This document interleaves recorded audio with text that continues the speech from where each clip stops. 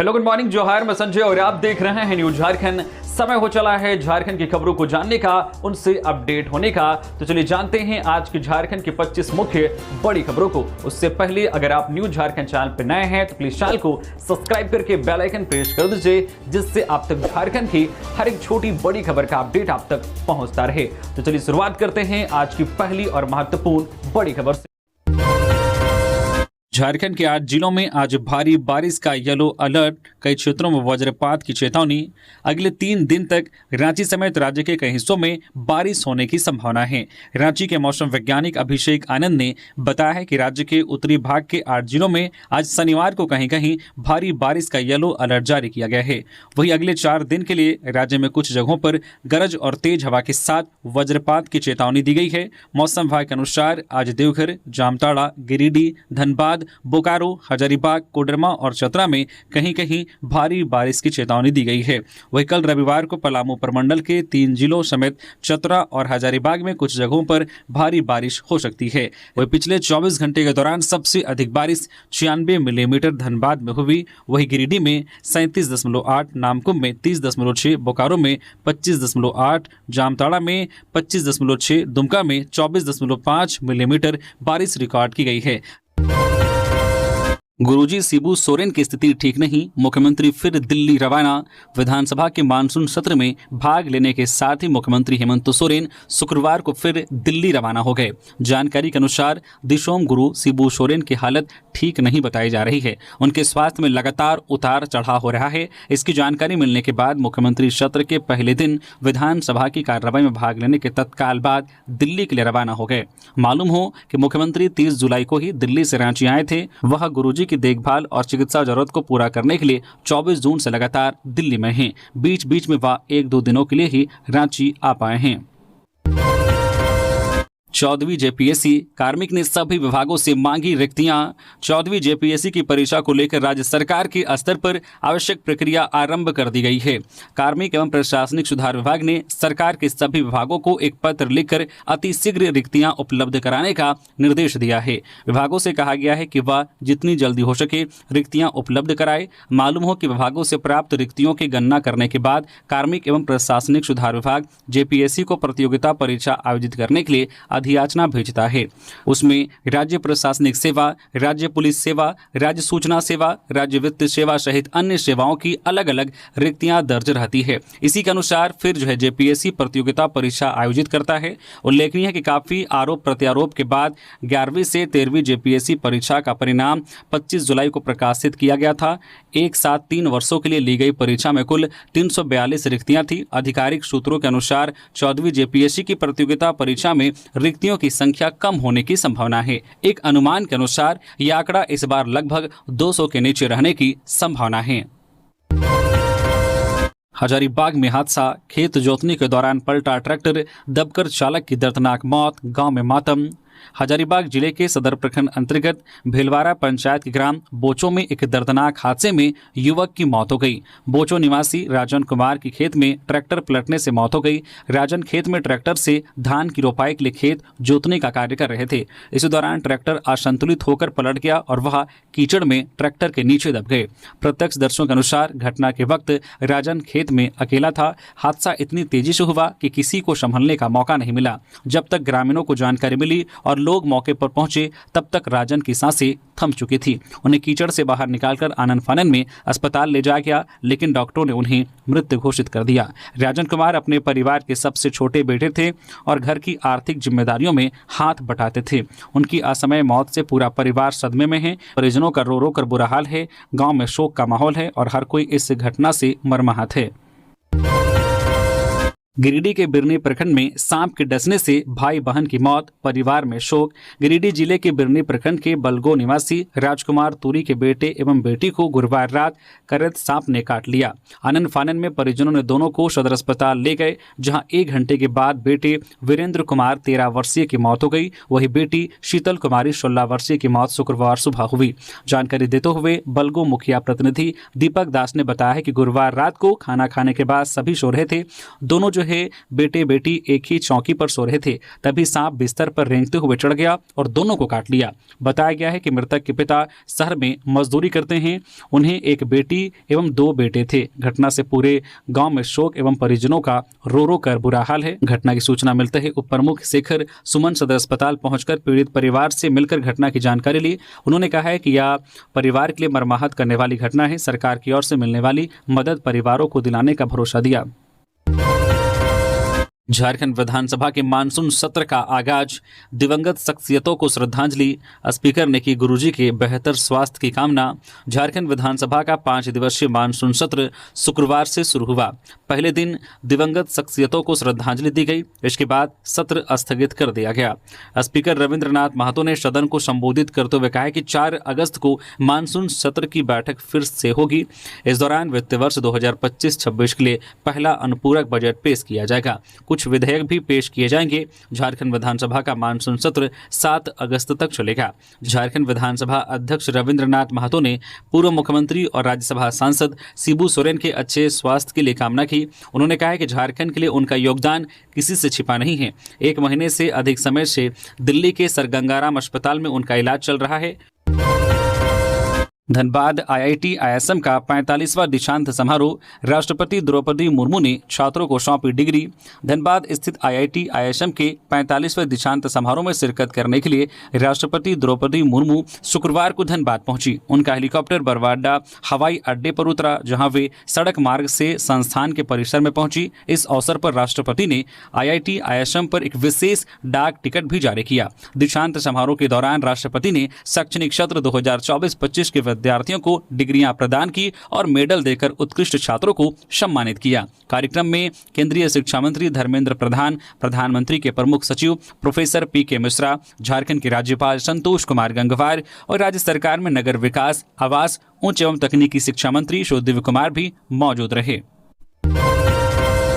झारखंड विधानसभा का मानसून सत्र, बीजेपी विधायक दल की बैठक, सरकार को घेरने की बनाई रणनीति, अटल मोहल्ला क्लिनिक का नाम बदलने, वोट जिहाद सहित विभिन्न मुद्दों पर भारतीय जनता पार्टी मानसून सत्र के दौरान हेमंत सरकार को घेरने का काम करेगी।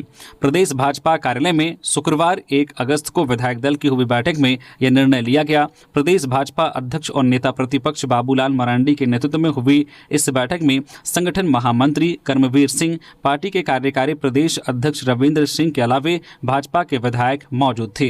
करीब 2 घंटे तक चली भाजपा विधायक दल की बैठक में पार्टी के द्वारा सदन में सरकार को घेरने की रणनीति बनाई गई।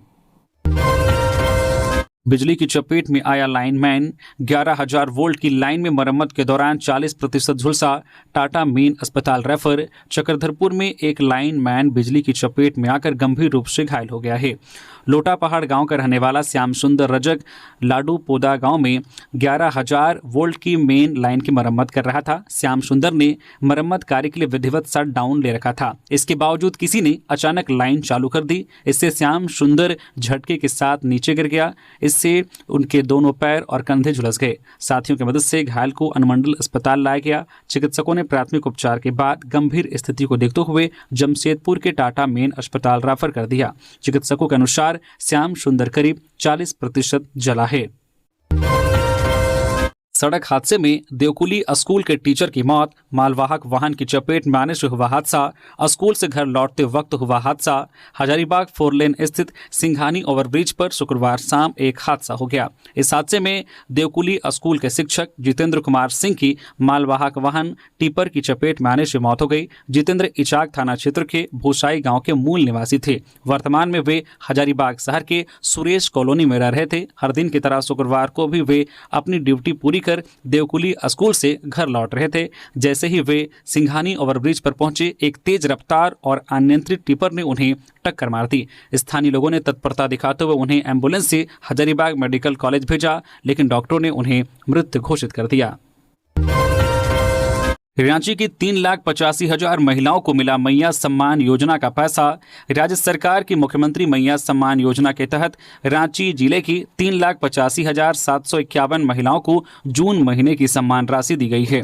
हर लाभुक को 2500 रुपये की दर से कुल 96,43,77,500 रुपये सीधे उनके बैंक खातों में भेजे गए हैं। इसके अलावा जिन महिलाओं को मई महीने की दूसरी किस्त नहीं मिली थी, ऐसे 74,534 महिलाओं को भी अब 18,63,35,000 रुपए का भुगतान कर दिया गया है। इस योजना का मकसद महिलाओं को आर्थिक रूप से मजबूत बनाना है ताकि वे सम्मान से जी सके। साथ ही जिन महिलाओं का आवेदन पहले ही स्वीकृत हो चुका है लेकिन उनका बैंक खाता आधार से नहीं जुड़ा है, उन्हें अभी पैसा नहीं मिल पाया है। उपायुक्त मंजूनाथ भजंत्री ने सभी ऐसी महिलाओं से अपील की है कि वे जल्द से जल्द अपने खाते को आधार से लिंक करा ले ताकि योजना का पैसा उन्हें भी मिल सके। लातेहार में जंगली हाथी ने मचाया आतंक, युवक को कुचलकर मार डाला, कई घरों को पहुंचाया नुकसान। लातेहार जिले में जंगली हाथियों का आतंक लगातार बढ़ता जा रहा है। झुंड से बिछड़कर एक हाथी गुरुवार की रात से विभिन्न गांवों में तबाही मचा रहा है। इस दौरान हिरहंज थाना क्षेत्र के तासू गांव में हाथी ने विनय भुइयां नामक युवक की जान ले ली, जबकि कई घरों को क्षतिग्रस्त कर दिया। हाथी ने तासू गांव में एक घर को तोड़ा और उसमें रखा महुआ व अनाज खा गया। इस दौरान विनय भुइयां हाथी की चपेट में आ गए, जिसे उसने पटक कर मार डाला। घटना की सूचना मिलते ही वन विभाग की टीम मौके पर पहुंची और हाथी को गांव से बाहर निकालने में जुट गई। इसके बाद हाथी बालूमाद प्रखंड के मसियातू पंचायत अंतर्गत होलेंग गांव पहुंचा, जहां उसने एक और घर की दीवार तोड़ दी, घर में रखा चावल बर्बाद कर दिया और खेतों में खड़ी फसलों को नुकसान पहुंचाया। आखिरकार ग्रामीणों और वन विभाग की टीम की मदद से हाथी को जंगल की ओर खदेड़ा गया। वही गांव में हाथी के हमले से गंभीर दहशत का माहौल है। ग्रामीणों ने बताया कि पहली बार ऐसा हुआ है कि जब हाथी दिन के उजालों में जो गांव में घुस आया। एक ग्रामीण ने बताया कि हाथी ने उसका घर तोड़ दिया, अब वे बेघर हो गए हैं और भविष्य को लेकर चिंतित हैं। धनबाद में ट्रैक्टर पलटने से एक की मौत, 3 गंभीर। धनबाद जिले के निरसा थाना क्षेत्र अंतर्गत NH2 स्थित गोपालगंज मोड़ पर शुक्रवार को एक लोहे की पाइपों से लदा ट्रैक्टर अनियंत्रित होकर पलट गया। इस दर्दनाक हादसे में बोरागढ़ निवासी महेंद्र सिंह की मौके पर ही मौत हो गई, जबकि 3 अन्य गंभीर रूप से घायल हो गए। घटना के संबंध में स्थानीय लोगों ने बताया है कि ट्रैक्टर पेयजल आपूर्ति योजना के तहत पाइपों की ढुलाई कर रहा था और गोपालगंज से निरसा की ओर जा रहा था। मोड़ पर पहुंचते ही चालक ने संतुलन खो दिया, जिससे वाहन सड़क किनारे पलट गया। ट्रैक्टर पर सवार 4 लोग गंभीर रूप से घायल हो गए। घटना की सूचना पास के थाना को दी गई। सूचना मिलते ही निरसा पुलिस मौके पर पहुंची और घायलों को तत्काल शहीद Nirmal Mahato medical college and hospital भेजा गया, जहां चिकित्सकों ने महेंद्र सिंह को मृत घोषित कर दिया। अन्य घायल मोहम्मद अजीज अंसारी, मोहम्मद सोनू अंसारी और मोहम्मद शफीक अंसारी की हालत गंभीर होने के कारण उन्हें एक निजी अस्पताल में रेफर कर दिया गया। झारखंड में बड़े पैमाने पर अधिकारियों का तबादला, 96 सीओ समेत सैकड़ों उप समाहर्ताओं का स्थानांतरण कई 6 महीने में ही बदले गए। झारखंड सरकार ने शुक्रवार को बड़े पैमाने पर प्रशासनिक फेरबदल किया है। सरकार ने सैकड़ों उप समाहर्ता और अंचल अधिकारियों सीओ का तबादला किया है। भूमि सुधार, निबंधन एवं राजस्व विभाग के संयुक्त सचिव जो कमलाकांत गुप्ता द्वारा जारी अधिसूचना के अनुसार कुल 96 उप समाहर्ता और अंचल अधिकारियों को राज्य के विभिन्न अंचलों में पदस्थापित किया गया है। पिछले 3 दिनों में राज्य के विभिन्न विभागों के सैकड़ों कर्मियों का स्थानांतरण किया गया है। इनमें आपूर्ति पदाधिकारी, DTO और नगर परिषद के कार्यपालक भी शामिल हैं। इसमें कई पदाधिकारी ऐसे भी हैं जिन्होंने महज 6 महीने पहले ही अपने वर्तमान पद पर योगदान दिया था और अब उनका स्थानांतरण कर दिया गया है। कोडरमा जिले का उदाहरण देते हुए यहाँ पिछले 3 वर्षों में 6 अंचल अधिकारियों का तबादला हो चुका है। मनोहरपुर क्षेत्र में नक्सलियों की पोस्टरबाजी, 3 अगस्त को बंद का किया ऐलान। पश्चिमी सिंहभूम जिले के मनोहरपुर क्षेत्र में नक्सलियों ने जगह जगह बैनर व पोस्टर लगाए हैं। दरअसल नक्सली 28 जुलाई से 3 अगस्त तक शहीद दिवस सप्ताह मना रहे हैं। साथ ही नक्सलियों ने 3 अगस्त को झारखंड सहित 5 राज्य में बंद का आह्वान किया है। इससे लेकर ही भाकपा माओवादी संगठन ने पोस्टरबाजी कर क्षेत्र में दहशत फैलाने का प्रयास किया है। नक्सलियों ने मनोहरपुर जरायकेला व मनोहरपुर जामदा मुख्य मार्ग पर स्कूल बोर्ड जो है डुकरीडी गांव के चौक, पत्थरबासा गांव के चौक सहित कई जगहों पर बैनर व पोस्टर लगाए हैं। सूचना मिलते ही मनोहरपुर थाना पुलिस मौके पर पहुंची और बैनर व पोस्टर को जब्त कर ले गई। पुलिस आगे की कार्रवाई में जुट गई है। नई उत्पाद नीति के तहत जल्द शुरू होगी शराब दुकानों की ऑनलाइन टेंडर प्रक्रिया, 109 करोड़ का लक्ष्य तय। राज्य सरकार की नई उत्पाद नीति के लागू होने के बाद अब उत्पाद विभाग पूरे जोर शोर से ऑनलाइन टेंडर प्रक्रिया शुरू करने में जुट गया है। इसी कड़ी में शुक्रवार को गिरिडीह उत्पाद विभाग की ओर से एक प्रेस वार्ता आयोजित की गई, जिसमें नई नीति से संबंधित कई अहम जानकारियां साझा की गई।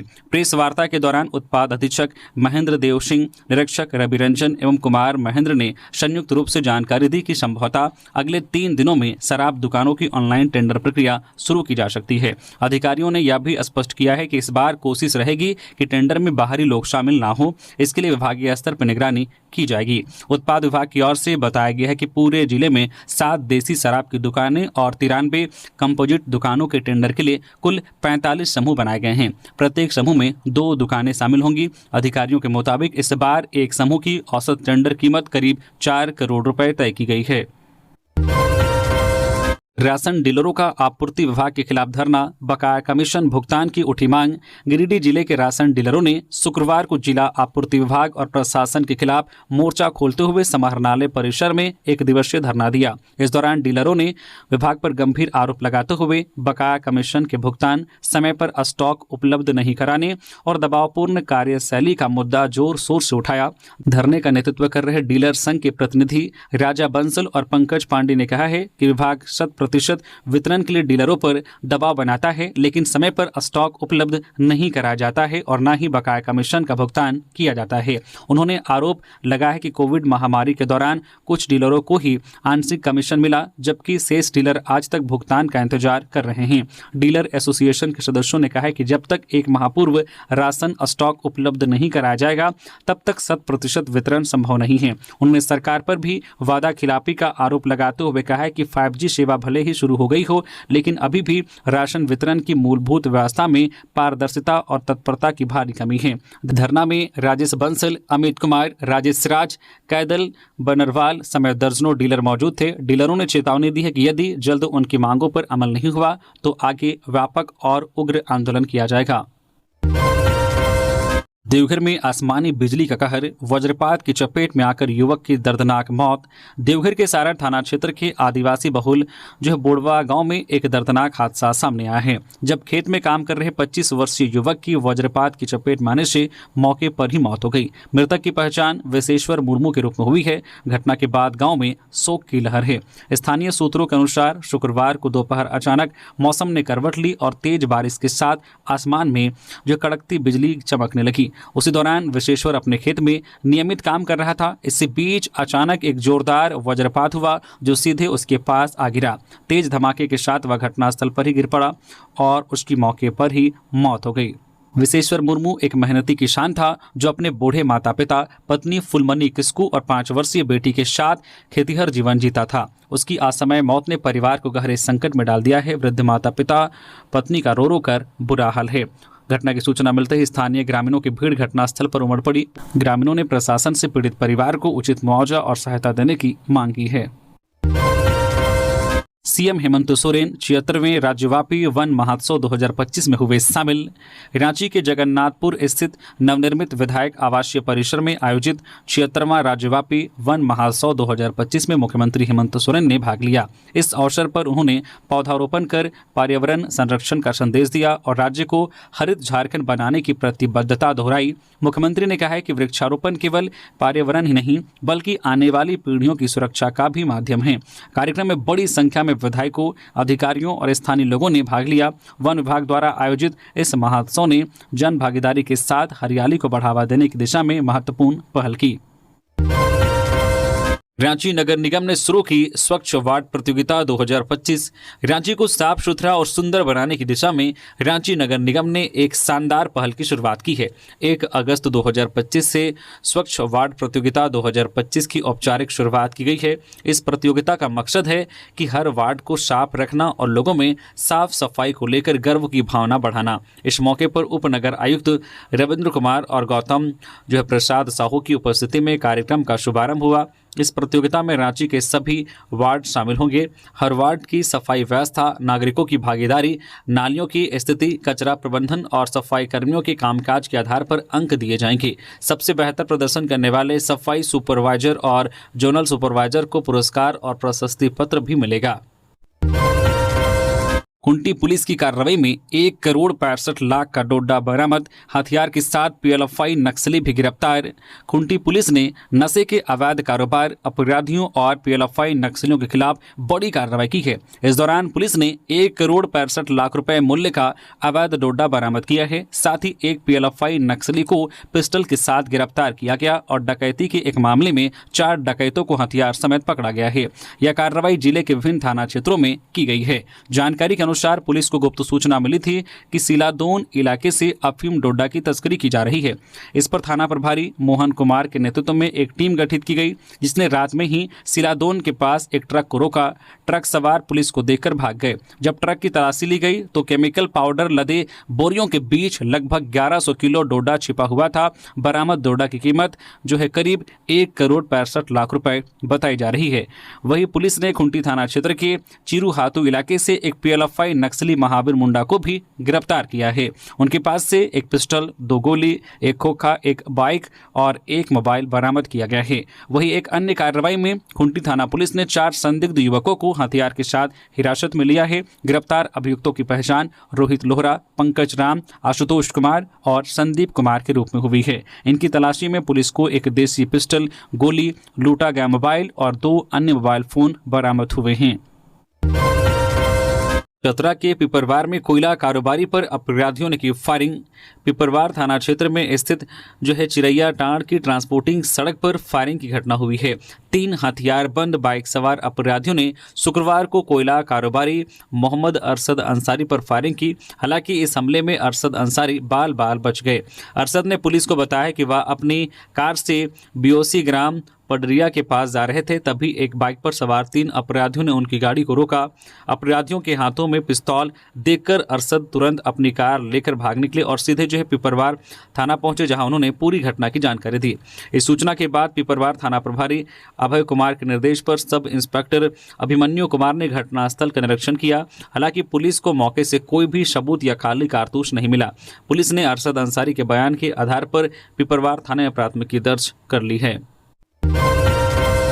हिरनपुर से चोरी हुआ 3 महीने का बच्चा मिला। पाकुड़ में क्लिनिक के सामने रोता मिला नवजात। पाकुड़ जिले के हिरनपुर थाना क्षेत्र से बुधवार को गायब हुए 3 महीने के बच्चे को शुक्रवार को सकुशल बरामद कर लिया गया। बच्चे के मिलने से उसके माता पिता और परिजन काफी खुश हैं। शुक्रवार की सुबह नगर थाना क्षेत्र के सहरकोल के पास स्थित एक क्लिनिक के सामने रोता हुआ बच्चा मिला। चिकित्सक ने तुरंत चाइल्ड लाइन को सूचना दी। चाइल्ड लाइन की टीम मौके पर पहुंची और बच्चे को सदर अस्पताल सोनाजोड़ी ले गई।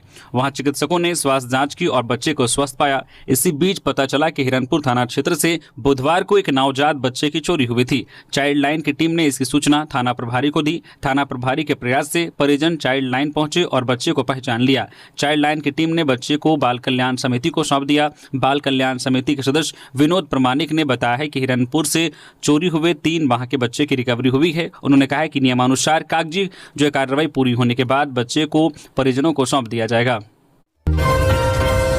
ट्रंप के टैरिफ व मोदी सरकार की विदेश नीति के खिलाफ विरोध प्रदर्शन। शुक्रवार को भाकपा माले द्वारा रांची के अल्बर्ट एक्का चौक पर एक विरोध प्रदर्शन आयोजित किया गया। यह प्रदर्शन अमेरिका द्वारा भारत पर लगाए गए 25% टैरिफ, रूस ईरान से व्यापार पर पाबंदी और भारत की विदेश नीति के खिलाफ था। भाकपा माले के नेताओं ने कहा है कि अमेरिकी राष्ट्रपति डोनाल्ड ट्रंप द्वारा लगाए गए इस टैरिफ का सीधा असर भारतीय अर्थव्यवस्था, निर्यात और रोजगार पर पड़ रहा है। स्टील, ऑटो, कपड़ा और अन्य प्रमुख उद्योगों को इस टैरिफ नीति से भारी नुकसान हो रहा है।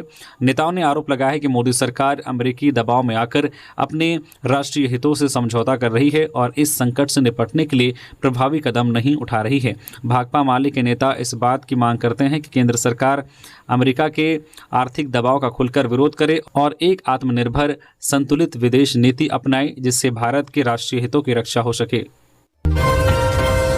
लातेहार में यात्री बस ने स्कूली छात्र को कुचला, 5 साल के बच्चे की मौत, आक्रोशित ग्रामीणों ने किया सड़क जाम।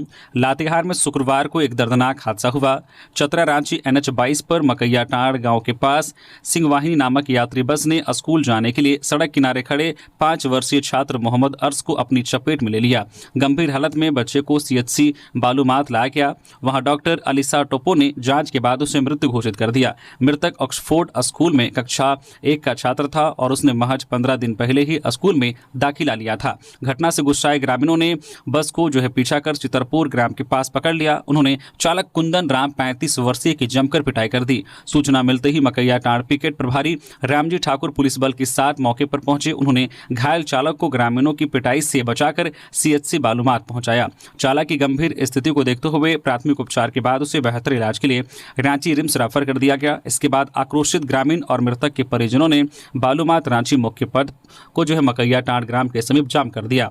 इससे सड़क के दोनों ओर वाहनों की लंबी कतार लग गई। सड़क जाम की सूचना पर मकैयाटांड़ पिकेट प्रभारी रामजी ठाकुर मौके पर पहुंचे। अधिकारियों से बात कर सरकारी प्रावधानों के तहत पीड़ित परिवार को मुआवजा देने का आश्वासन देने के बाद सड़क जाम हटाया गया। प्रभारी ने कहा कि बस को जब्त कर लिया गया है। चिकित्सा महाविद्यालयों में नए 57 सहायक प्राध्यापक का रिजल्ट जारी। राज्य के चिकित्सा महाविद्यालयों में सहायक प्राध्यापक सीधी नियुक्ति परीक्षा का फाइनल रिजल्ट शुक्रवार को JPSC ने जारी कर दिया। कुल 57 नए चिकित्सकों का अंतिम रूप से चयन किया गया है। इस पद पर नियुक्ति के लिए आयोग द्वारा बीते 22 से 25 मई तक अभ्यर्थियों का साक्षात्कार लिया गया था। संस्कृति, परंपरा और आधुनिक तकनीक से सजेगा आदिवासी महोत्सव का मंच। राजधानी रांची स्थित प्रोजेक्ट भवन के मुख्य सचिव सभागार में शुक्रवार को 9 से 11 अगस्त तक होने वाले आदिवासी महोत्सव 2025 की तैयारियों को लेकर एक महत्वपूर्ण समीक्षा बैठक आयोजित की गई। इस बैठक की अध्यक्षता मुख्य सचिव अलका तिवारी ने की। बैठक में सचिव एवं जनसंपर्क विभाग के विशेष सचिव राजीव लोचन बख्शी ने महोत्सव की तैयारियों की विस्तृत जानकारी दी। बैठक में बताया गया है कि राजधानी रांची सहित अन्य जिलों में आकर्षक सेल्फी पॉइंट बनाए जाएंगे, जो युवाओं और पर्यटकों के बीच महोत्सव की लोकप्रियता को और बढ़ाएंगे। निःशुल्क स्वास्थ्य जांच शिविर भी महोत्सव के दौरान लगाए जाएंगे, जिससे लोगों को सीधे लाभ मिलेगा। महोत्सव के तहत फिल्म फेस्टिवल का आयोजन किया जाएगा, जिसमें झारखंड के स्थानीय कलाकारों द्वारा निर्मित फिल्मों का प्रदर्शन होगा। साथ ही फूड डिस्ट्रीब्यूशन की व्यवस्था को भी सुदृढ़ और सुनिश्चित करने के लिए निर्देश दिए गए हैं, ताकि सभी आगंतुकों को बेहतर सुविधा मिल सके। पाकुड़ में छिनतई के आरोपी की गिरफ्तारी। बिहार के युवक से देसी कट्टा और कारतूस बरामद, एक आरोपी फरार। पाकुड़ नगर थाना की पुलिस ने बिहार के पटना जिले के रहने वाले रिसु रंजन को हथियार के साथ गिरफ्तार किया है। उसे नगर थाना क्षेत्र के बस स्टैंड से पकड़ा गया है। आरोपी के पास से एक देसी कट्टा, एक जिंदा कारतूस और एक मोबाइल बरामद किया गया है। SP निधि त्रिवेदी ने बताया कि नगर थाना क्षेत्र के सहरकोल बाईपास रोड पर 2 अज्ञात अपराधियों ने महुआ डांगा निवासी विश्वजीत कर्मकार को छिनतई का प्रयास करते हुए गोली चलाई थी। सूचना मिलने पर SP के निर्देश पर एक छापामारी टीम का गठन किया गया। छापामारी टीम ने पीड़ित द्वारा बताए गए स्थान के आधार पर आरोपियों की तलाश शुरू की। बस स्टैंड से पकड़े गए आरोपी रिसु रंजन की तलाशी लेने पर उसके कमर से एक देसी कट्टा, जिंदा कारतूस और स्मार्टफोन बरामद किया गया। SP ने बताया कि मौके से एक अपराधी फरार हो गया है। उसकी गिरफ्तारी के लिए पुलिस छापामारी कर रही है। पलामू में कोयला के साथ शराब की तस्करी की कोशिश, लाखों की खेप जब्त।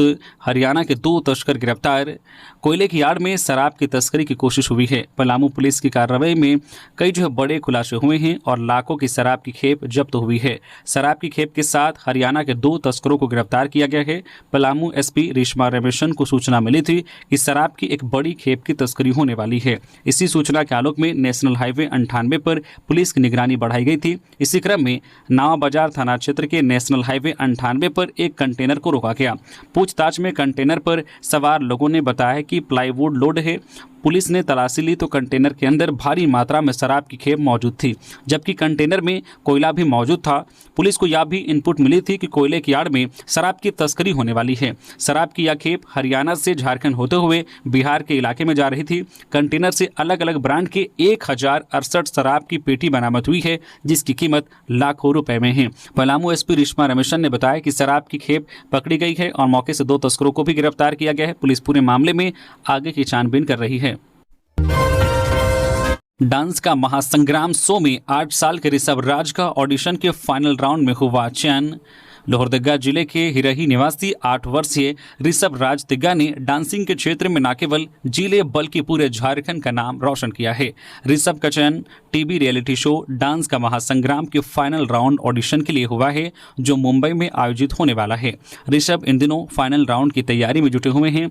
ऋषभ वर्तमान में लोहरदगा ब्लॉक परिषद के समीप रहकर पढ़ाई के साथ साथ डांस की तैयारी भी कर रहे हैं।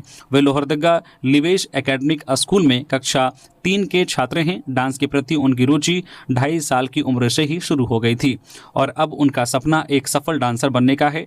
ऋषभ अपने डांस टीचर से प्रेरित होकर लगातार मेहनत करते हुए डांस एकेडमी में अभ्यास करते हैं। उनकी कड़ी मेहनत का ही परिणाम है कि वे अब मुंबई के फाइनल राउंड तक पहुंच गए हैं।